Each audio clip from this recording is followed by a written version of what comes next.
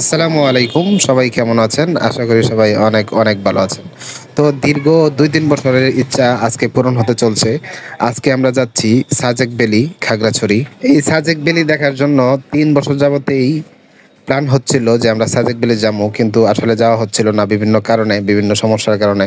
তো সব সমস্যার অবসান ঘটিয়ে আজকে আমরা যাচ্ছি খাগড়াছড়ি। তো আমরা গাবতলীতে চলে আসলাম টিকিট কাটার জন্য।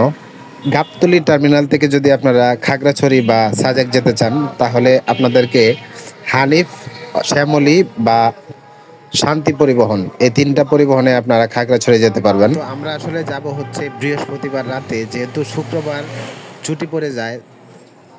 তো আমরা আসলে টিকিট কাটতে আসছিলাম মঙ্গলবারে, আমরা যাব হচ্ছে বৃহস্পতিবার রাতে আমরা খাগড়াছড়ি যাব।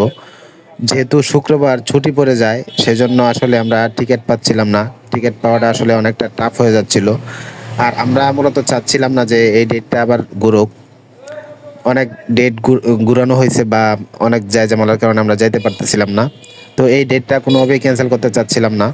যার ফলে আমরা ৪টা টিকিট আমাদের লাগবেই। আমরা অনেক পরিবহন খোঁজাখুঁজির পর শান্তি পরিবহনে আমরা ৪টা টিকিট পেলাম। আসলে শুক্র, শনি বা অফ ডেগুলোতে সাজেকে যাইতে একটু ঝামেলা হয়। পরিবহন ক্ষেত্রে অনেক চাপ থাকে। বন্ধের দিনগুলোতে আসলে ওই দিকটা মানুষ বেশি যায়। যার ফলে আমরা টিকিট পাইতে একটু কষ্ট হচ্ছিল। পরে একটা ফ্রেন্ডের মাধ্যমে আমরা ৪টা টিকিটের ব্যবস্থা করি। তো আমরা টিকিট কাটার আগ মুহূর্তে আমরা আমাদের পরিবহনের সিটগুলা একটু দেখে নিব কি অবস্থা। আসলে লং জার্নিতে সিটগুলা ভালো না হলে জার্নিটা একটু কষ্ট হয়ে যায়।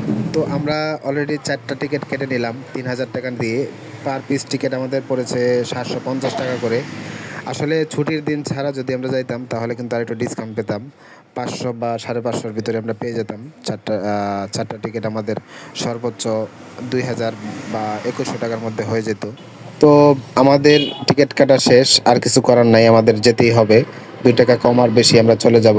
আমরা টিকিট হাতে পেয়ে গেলাম। তো সাজেকের বিস্তারিত ভিডিও থাকবে আমাদের এই পেজটিতে। আমাদের পেজটি ফলো দিয়ে সাথেই থাকুন। আসসালামু আলাইকুম।